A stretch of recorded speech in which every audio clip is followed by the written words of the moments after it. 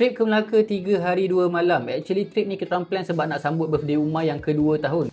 So trip ni memang mesra kanak-kanak lah. Kita orang gerak dari Ipoh pukul 8 pagi. Sebelum gerak tu dah breakfast siap-siap kat rumah. So terus straight ke Melaka, singgah beli snack dekat R&R Seremban je. Kat sini kita orang spend RM13. Sampai je kat Melaka, kita orang plan nak makan asam pedas. So terus ke asam pedas Pak Man. Tapi korang tengok ni, beratur panjang gila weh. Perut dah lapar, tak boleh nak tunggu dah. So kita orang pun tukar plan pergi makan asam pedas dekat asam pedas rumah kampung. Kalau korang kat area sini, boleh try makan kat kedai ni. Sedap juga asam pedas dia, harga pun not bad. Kat sini kita orang spend RM38.50. And yang bestnya, kedai ni betul-betul kat depan Menara Tamingsari tau. So apa lagi, lepas makan, kita orang terus beli tiket untuk experience sendiri naik Menara Tamingsari ni. Untuk naik ni, kita orang spend RM40 untuk tiket. And serius tak menyesal weh. View dia memang lawa gila. Lepas turun tu, badan pun dah letih. So kita orang decide untuk balik Airbnb dulu untuk rehat. Oh ya, kita orang stay dekat Bali Residence. And harga kita orang dapat untuk 3 hari 2 malam tu RM275.94. Masuk je Airbnb ni bukan main seronok si Umar ni sebab nampak ada mini playground. Lepas rehat kejap, petang tu kita orang turun mandi pool. Kat sini serius best sebab pool dia besar and banyak mainan. Ada pool untuk budak-budak and ada pool untuk orang dewasa. Kalau korang mandi petang-petang kat sini, serius layan sebab korang boleh tengok sunset yang cantik. Malam tu kita orang makan shell out dekat Cengkerang. So total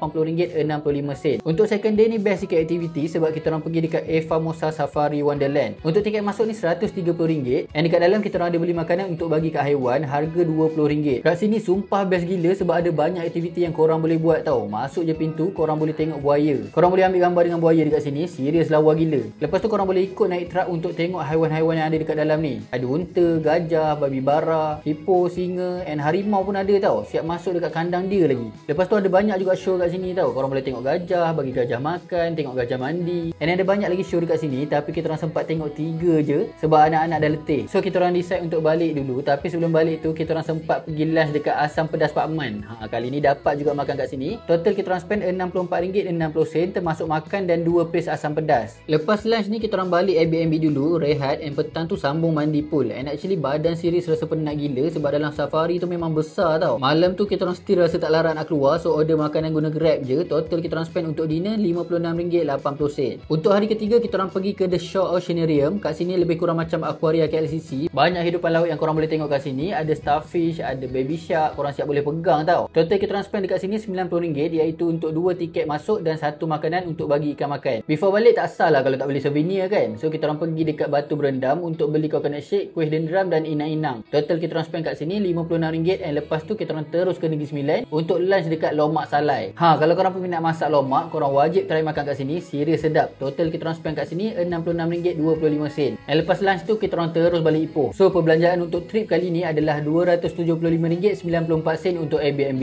RM177.44 untuk minyak kereta, RM375.80 untuk makan dan RM280 untuk aktiviti-aktiviti sepanjang kita orang kat sini. Trip kali ni memang tak pack and tak banyak sangat aktiviti sebab tak nak bagi anak-anak letih and consider ada baby 5 bulan. Jadi kalau korang ada anak kecil nak trip yang santai-santai kat Melaka tapi best, maybe korang boleh follow aktiviti kita orang ni. Itu je untuk video kali ni. Kalau korang suka konten macam ni, jangan lupa like dan tekan button follow untuk kita jumpa lagi di next video.